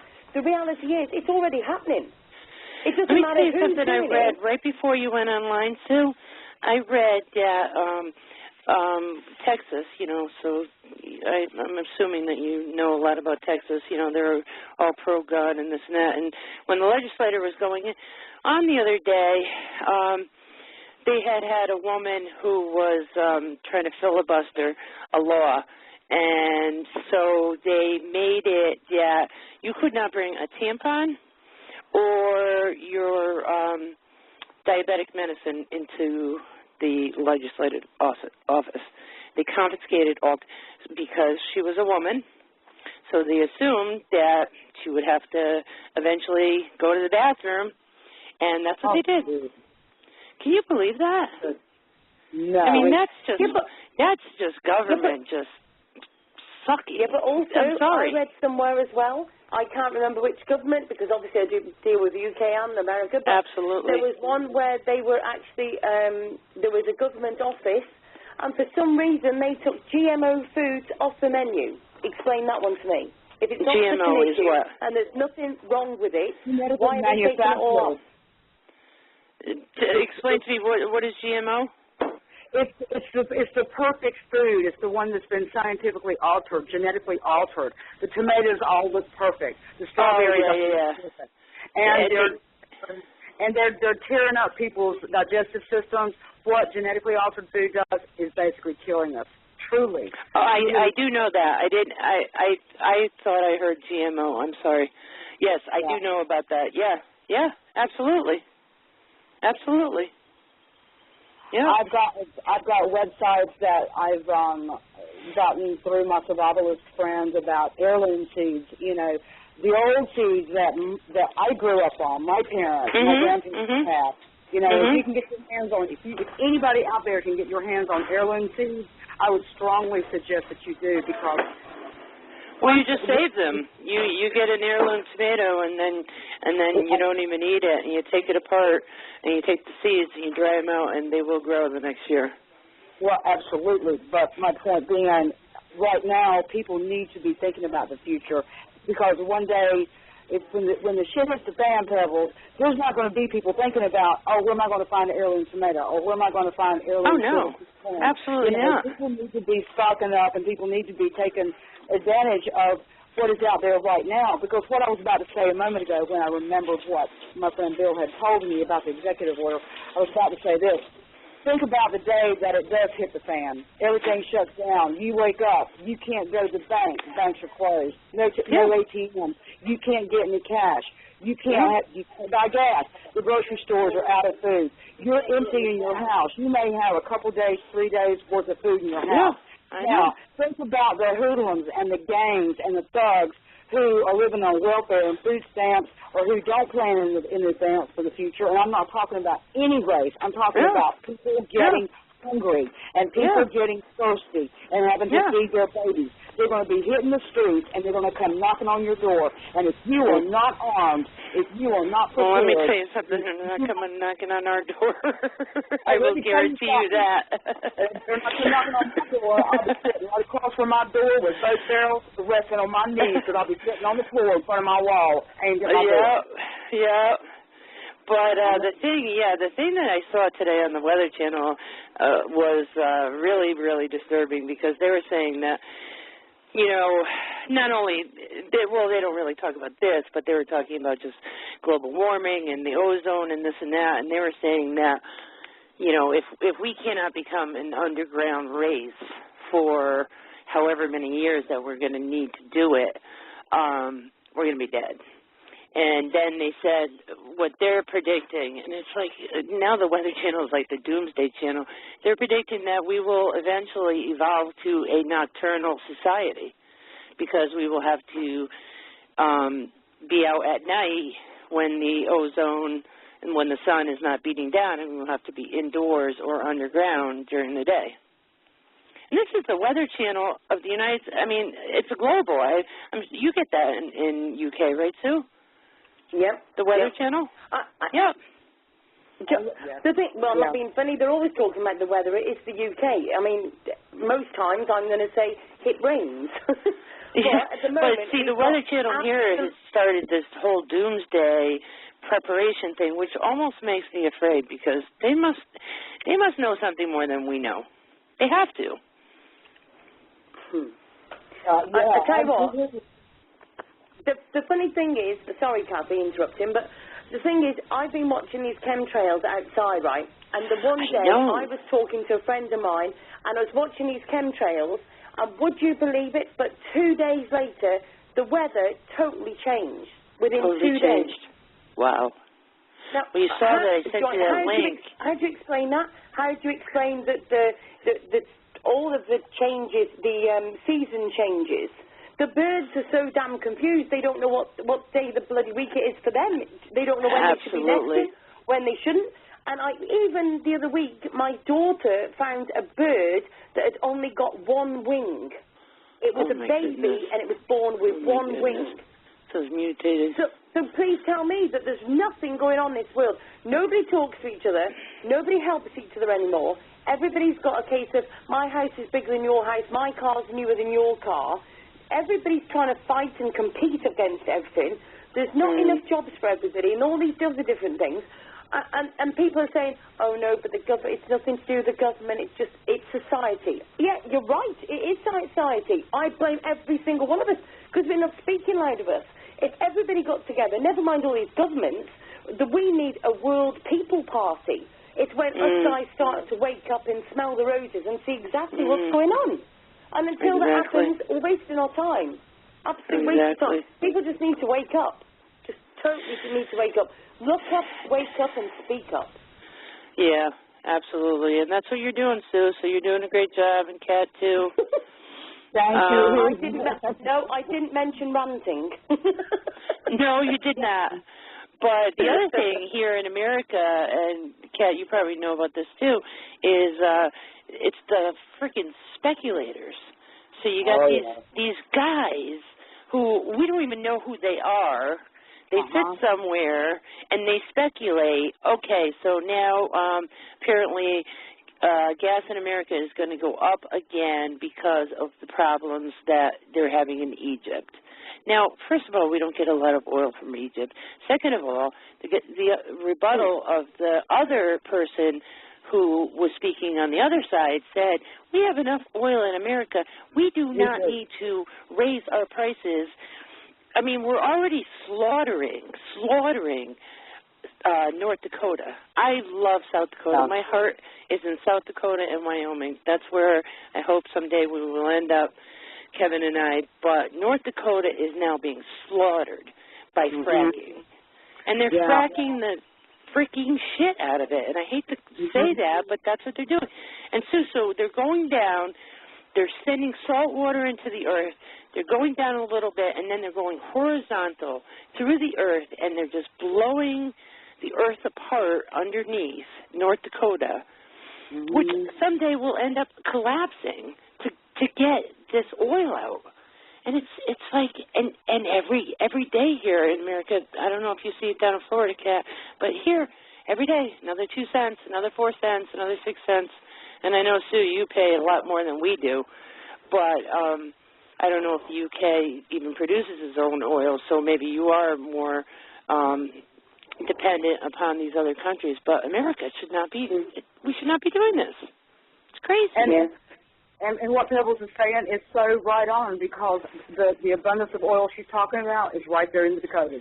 It's right there in the Dakotas. We're sitting on so much. We should not be reliant on any outside country. On anything. We should be able to sustain as a country ourselves. And it's all about speculation and, I guess, manipulation. And, you know, I don't know who decides who you barter with, but bartering with these other countries. Okay, well, you do this for us and we'll buy your oil, you know.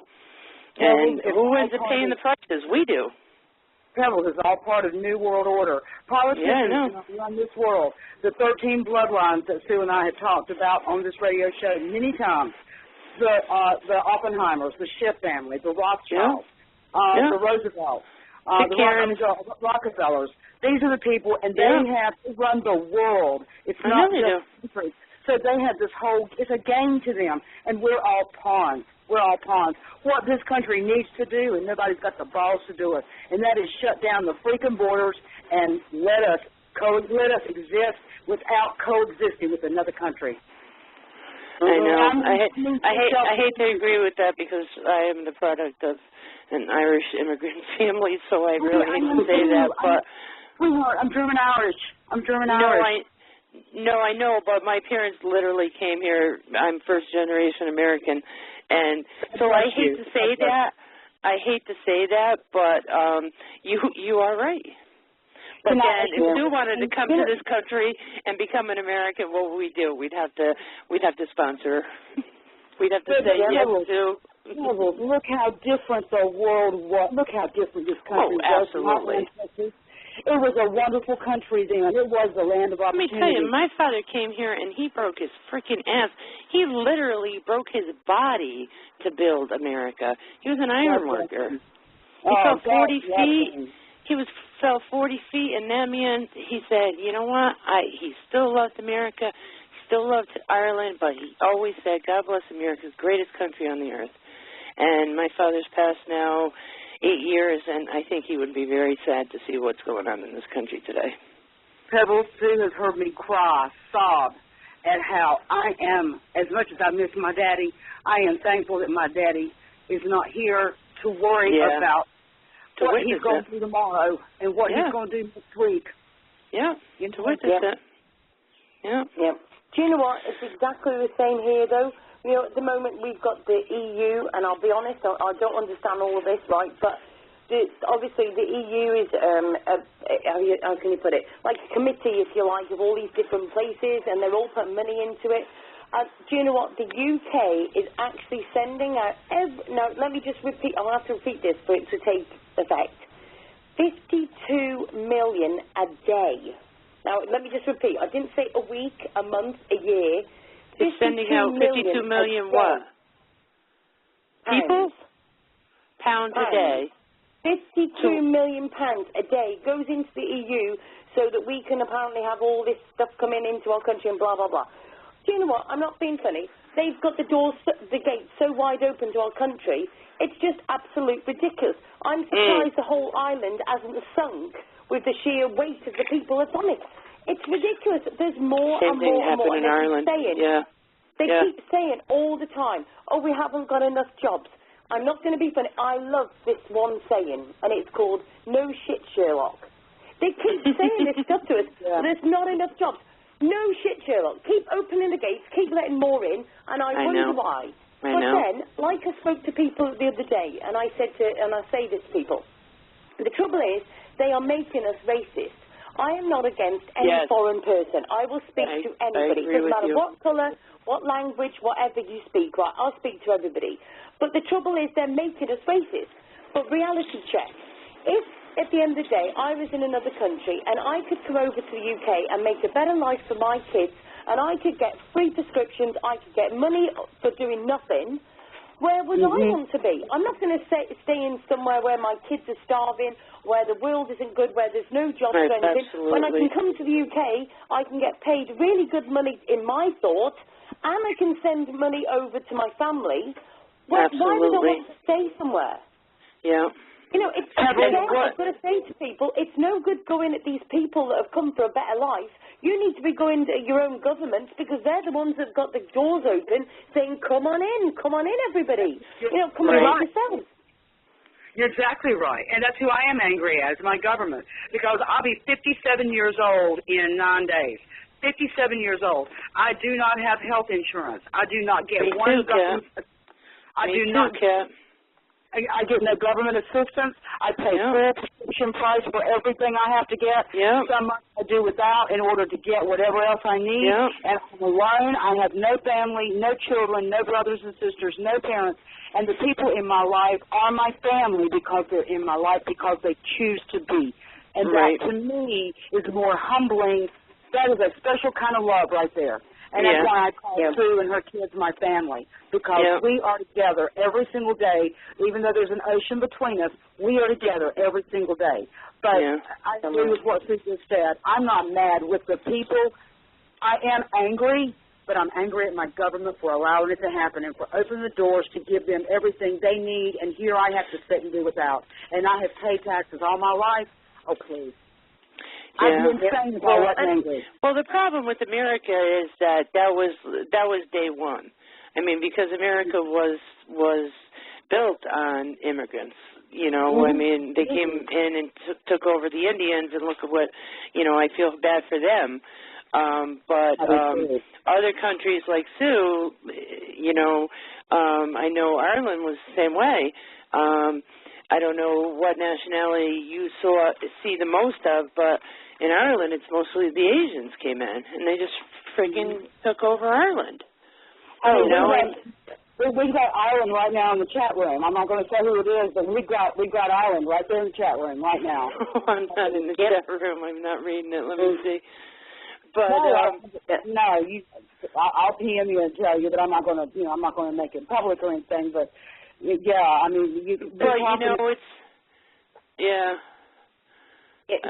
know what the thing is? This is the trouble. I mean, we've got so much, but it's like, even as animal advocates, all of us know, right? We're all trying our best to make a difference as far as advocates for animals. But let's face it, for children, for all these different things, we've got all these petitions out there trying to make a difference. I ask the question, why is us, general public, doing petitions, and they even do websites for petitions because there's so much, when at the end of the day we are forwarding petitions to our governments to tell them what they should be doing? What the hell? We, the general public, are telling our politicians what our world needs? That we want to stop cruelty, that we want spay and neutering, that we don't want kids to be abused, we don't want dogs and cats and that to be sexually abused, we don't need people to be murdered, we don't need people to be... What?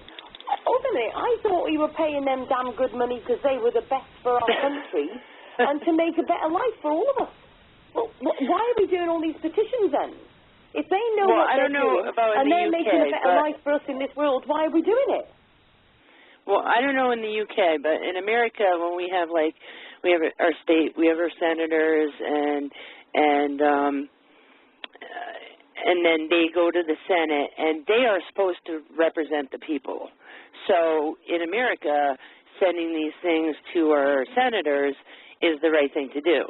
Because if they get 100,000 people saying we are against this, and then they vote for it, well, guess what? We're not going to vote for you next time. So you're going to be voted out. But that doesn't always happen. But that's the way it's supposed to work. Yeah, but do you know what, Pebbles? You said that, and you said, yes, but if they don't do as we want, then we vote them out. It's too bloody late then. It's already in. Exactly. And that's the problem. And you know, and that's the whole two-sidedness of politicians, because I liked what Ron said before, you know, I am what I am, I say what I say, I don't lie, and that's how I run my life. You know, if I say something, it's the truth. If I don't know it, I'm not going to say it. But politicians don't run like that, unfortunately.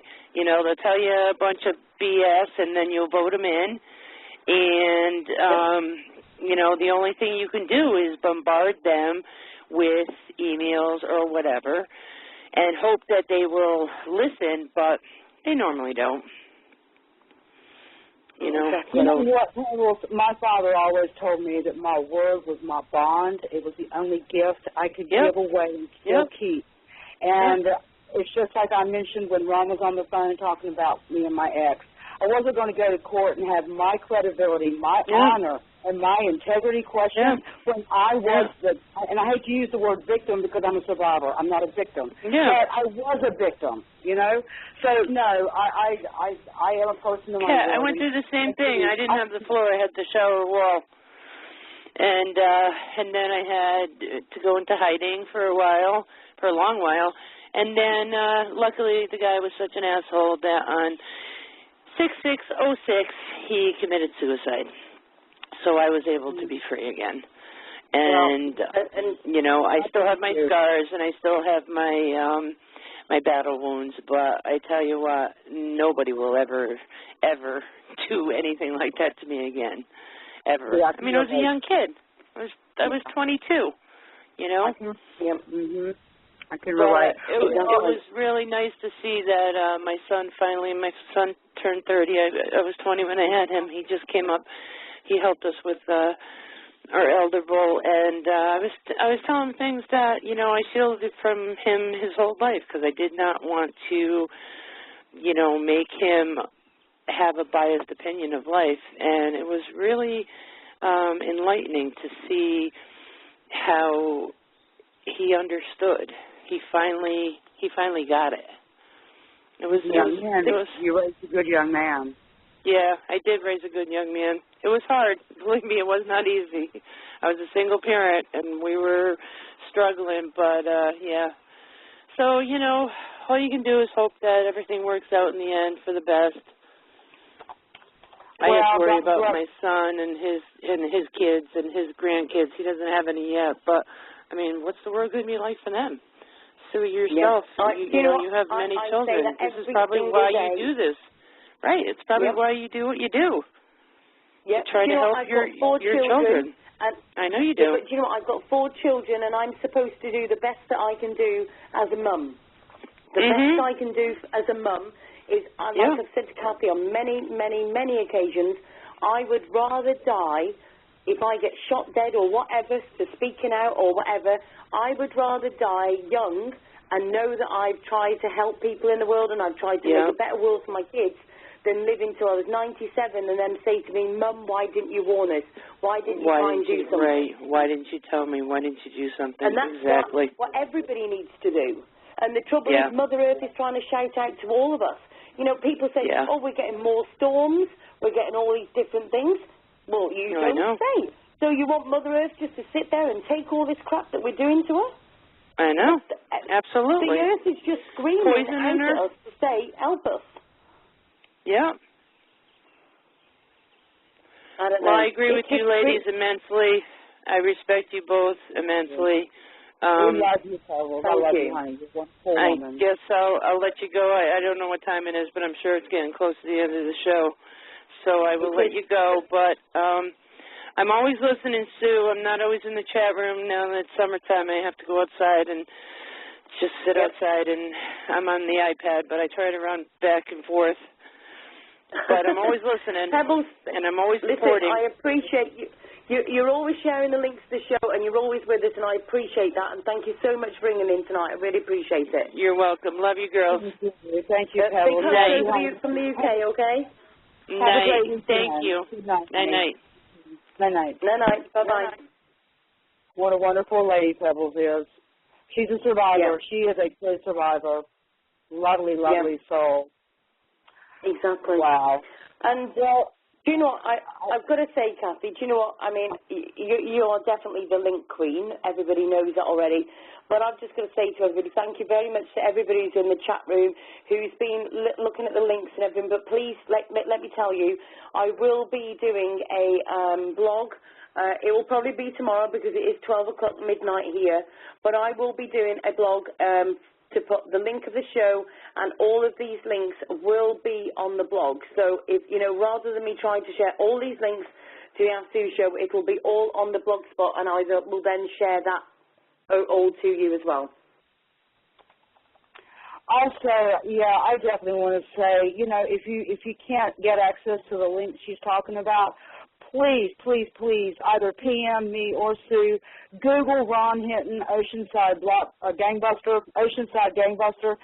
Please, you owe it to yourself to raise your own awareness about the way humanity has evolved, or digress, I should say, and how to deal with people.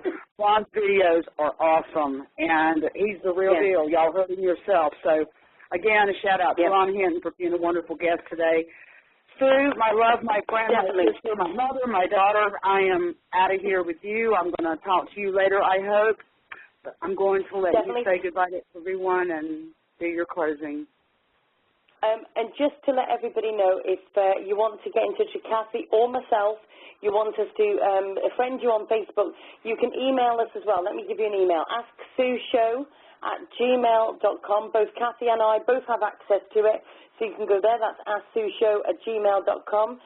The blog spot, the blog that for me as well, is http://asksueshow.blogspot.co.uk. If you want to friend Cathy on Facebook, it's www.facebook.com/Catherine.savage.148. So please, everybody, join there. And obviously, I've got to give a big shout out to Max, Universal Psychic Readings. You can go and have a look on Facebook at that page as well, Universal Psychic Readings. So please find that. I will put them all onto the Ask Sue show after the show as well. So, Cathy, it's just been absolutely brilliant. We seem to fit it so much into 2 hours this week. We really did. My mind is still whirling about Ron. He just contributed so much to the show on every level. Definitely. It was just absolutely brilliant, and all the links and everything, and Pebbles calling in, just absolutely brilliant. I just need to do a very, very, very big shout-out for our page, Hey Mr. Government Globally. I want everybody, please, share the page, share the links on it, because at the end of the day, we have not got enough likes to that page. Everything that we do as far as Hey Mr. The government and everything, all goes posted on there. So please, could you just join us on there? It's Hey Mr. Government Globally. I will put the link into the show as well, into the group. And I want everybody to please join us there as well, because we have put a lot of effort into that page, and we just really do need to get it out there. So that's facebook.com/exposing governments. That's facebook.com/exposing governments. If you're listening and you want to go on Facebook, go and join us on there as well. A big thank you to Cathy again, my absolute star of the show as well. Ron Hinton, thank you very much for joining us. Thank you to Pebbles for calling into the show tonight. All of you have been absolutely fantastic. And also join the Ask Sue show on Facebook. It's a group, Ask Sue show, a lot about animal advocacy and loads of different things, loads of topics. Please join us. And I thank you all again for joining us. You can email asksueshow@gmail.com. Cathy and I have both got access to that email address. So please, you can give us a message on there. We'll either love or hate. We're not really bothered. If you've got something you want to forward to us, you believe that something that we said on here isn't quite the truth, please forward it to us. Again, I thank you very much to all of you for listening, and it's a good night from me in the UK at 12 o'clock midnight, and hope you're all well, and please share the love to the world. Good night, everybody, and speak to you all very, very soon. Good night.